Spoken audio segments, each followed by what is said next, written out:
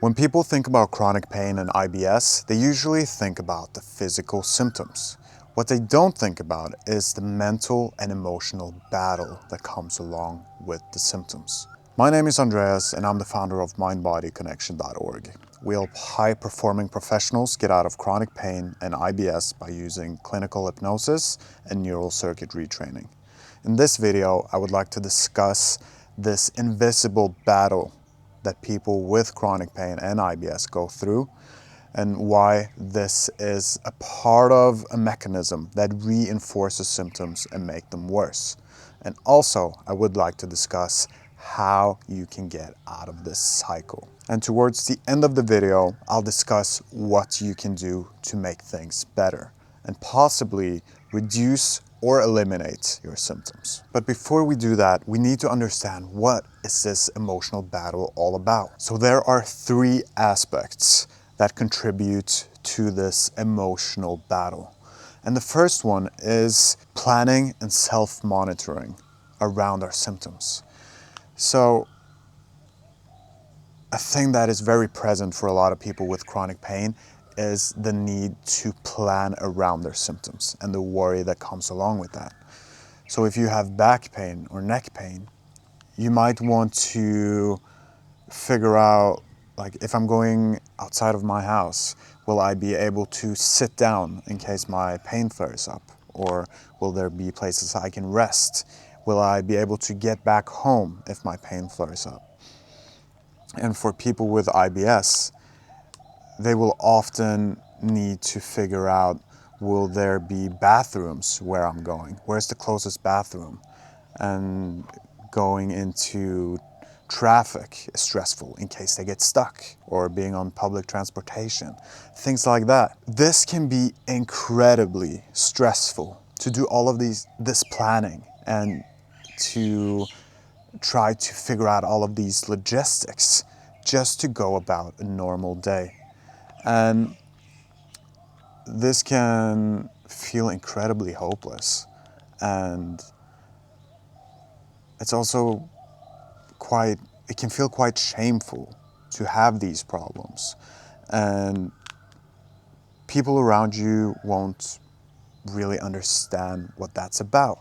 They won't understand how much mental energy it takes to do all of this planning and to make sure that you'll be okay. Because for them, they're just going about a normal day, like no issues. But if you have chronic pain or you have IBS, then you know what I'm talking about. This is a whole dimension of life that most people around you are not aware of. And that can be incredibly frustrating and stressful. And that leads us into the second aspect of this emotional battle. And that is being misunderstood by the people around you, even the people who are closest to you and who you love dearly. And that could look like friends telling you, like, hey, you don't really look that sick. You seem okay to me. Or it could be family members with the best intentions telling you maybe you just need to rest more, or you need to think more positively, or even that you just need to try harder.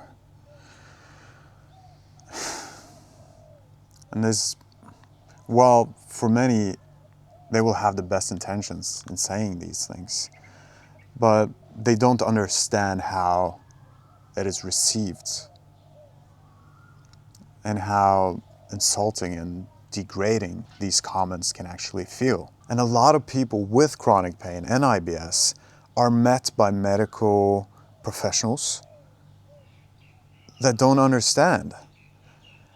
And that can be incredibly hopeless and demoralizing when the people who are supposed to be the most understanding and to actually be able to help you, when they approach you in this way, saying like, hey, the test results come back normal. It doesn't seem to be anything wrong with you. Or we don't understand what the cause of your symptoms are. So maybe you are exaggerating. Maybe you just need to toughen up a bit. Or they might even suggest that you are imagining your symptoms. or even worse, that you are faking them. And just the amount of frustration and grief and rage that this can produce in you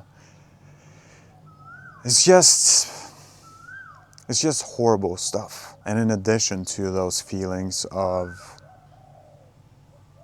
sadness, of grief, of resentment, of anger, there's also the feeling of guilt, which is the third aspect of this emotional battle. And that is the guilt of not being able to show up for the people around you because you're in pain. It's the guilt of canceling plans, of asking for help, and the guilt around feeling that you are a burden in the lives of the people that you love. And a big source of guilt for a lot of people is if you're in a position where you're not able to contribute or provide financially. That can be such a strong and deep sense of guilt related to that, which is very, very hard to navigate. And over time, all of this guilt can lead to isolating yourself socially, or going the other way and try to really just grit your teeth and push through your symptoms. And the problem is that both of these responses tend to heighten the danger signals in your nervous system, potentially making your pain and your symptoms even worse. My mom, she had mind-body syndrome and neuroplastic pain throughout my childhood years and my teenage years. And she would express so much guilt around not being able to show up for, like school plays or graduation ceremonies and stuff like that. And that was really a deep-seated sense of guilt and grief for her. And that was a really hard thing to witness. And a lot of people go through this. A lot of people. But it is such a shameful part of struggling with chronic pain and stuff like IBS or chronic fatigue and similar issues that people don't talk about this. But so many people experience this on a deep level. And all of this stress and emotional turmoil will produce a tension in the nervous system. And this tension will increase the danger signals in the nervous system, and it can potentially lead to more pain and more symptoms, creating a vicious cycle. To understand why this happens, we need to understand how pain is produced. And you see, pain is not produced in the body. It's actually generated by the brain. All pain is always generated by the brain. So the brain receives signals from the body, and then it needs to interpret those signals and decide if it's necessary to switch on the neural circuits that create pain to protect you from danger. And this danger could be an injury that you need to attend to, or an illness that you need to recover from. And if that's the case, then the brain will switch on the pain signals to keep you from using that part of your body to prevent further damage, or it can switch on the neural circuits that create fatigue to encourage you to rest and to recover from your illness. The brain has this power to switch these symptoms on and off to protect you from something. But sometimes the brain can get it wrong and decide to switch on the neural circuits that create pain or symptoms even when nothing is wrong in the body. When this happens, it's called neuroplastic pain or neuroplastic symptoms.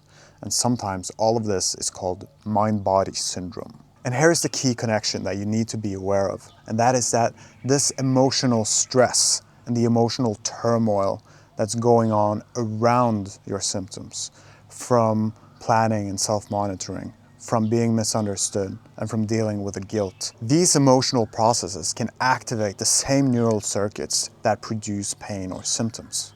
And in that way, your emotional experiences can play a direct role in the continuation of your pain and your symptoms. So when you are constantly self-monitoring to check for pain or to check for symptoms, that is a stressful stimulus to the nervous system. Or when you experience fear and worry, like, will these symptoms ever go away? Is there something wrong with me that the doctors haven't been able to figure out? Like, all of this fear and the worry contributes to more stress to the nervous system. And the same thing happens with guilt, with internal pressure, when being misunderstood and having all of these emotions. These experiences reinforce the brain's prediction that you are in danger. And for that reason, pain and symptoms still seem useful to the brain because it's trying to protect you from danger. And fear and frustration is a natural response to danger. And in that way, it will validate the brain's prediction and reinforce the pain and the symptoms. And the reason that this is even possible is that the areas of the brain that process emotional pain are the same areas that process physical pain. So these areas and these experiences are extremely tightly interlinked. So how can this pain or these symptoms develop to begin with? For many people, pain and symptoms can just randomly show up one day. So you just wake up and you have back pain or neck pain or IBS symptoms. And when that happens, it's a clear indication that your pain and symptoms are neuroplastic. But for others, it can start with an injury or an illness or a medical procedure. At first, the pain makes sense. There's been an injury or an illness that you are recovering from. And as you recover, the pain will decrease and the brain will update its predictions about pain, expecting less pain as time goes by. But that's not always what happens. Sometimes the brain can learn to associate different movements, environments, emotions, and even people and things like food and the weather. It can learn to associate these things with danger and threat. And then those neural circuits that can produce the pain or the symptoms become reinforced, and pain and symptoms become a learned protective response in the brain and in the nervous system. And that is how pain becomes neuroplastic and chronic. So it doesn't go away even when the body is healed, because the neural circuits in the brain keep switching on those pain signals. Neuroplastic pain feels identical to injury-based pain because it's the same neural circuits at work. It produces the same intensity, and there's no reliable way of telling whether your pain is neuroplastic or not based on how the pain feels. Instead, there's a simple framework that we use to figure out if pain and symptoms are neuroplastic or not. It looks at 3 patterns. First, functional. And by that we mean, are the pain and symptoms related to a clear cause like an injury or an illness? And if not, if you went to the doctor, you've done extensive testing, assessments, scans, all of that, and they come back inconclusive. They look normal, like nothing is really wrong. Yet there's still pain or other symptoms present. That's what we call functional symptoms. So if your symptoms have no apparent cause, even though you've done all the tests, that is a clear sign that the symptoms might be neuroplastic. Second one, inconsistency. And by that we mean, does your pain act like an injury or an illness? So let's say you've damaged your left shoulder. If that is the case, then you would not expect pain starting to show up in the neck and maybe in the right shoulder even. But that is actually very common for people with chronic pain. The pain will spread around and move and change intensity. And that's not how a normal injury will behave. So if your pain moves around in different parts of the body, or it varies from day to day, or from hour to hour, or if it's only present in the morning or in the night, then that is a clear sign that your pain is neuroplastic. Another clear sign is if the pain disappears when you are doing something enjoyable, or when you're on vacation, or if you're distracted. That's another clear sign that's inconsistent with how an injury or an illness would usually behave. Third is triggered. So if your pain or your symptoms are triggered by certain sensations or times of day in certain locations, meeting a particular person, or maybe you are in the car or at work or at home, if there are certain triggers that will consistently trigger your pain or your symptoms, then that's another clear sign that the pain is neuroplastic. If any of this sounds familiar, there's a link in the description that will take you to an assessment that you can take to figure out whether or not your pain is neuroplastic. If you have neuroplastic pain, that's actually good news, because there are proven ways to reduce or eliminate neuroplastic pain. The same neuroplasticity that allows the brain to learn pain allows the brain to unlearn pain.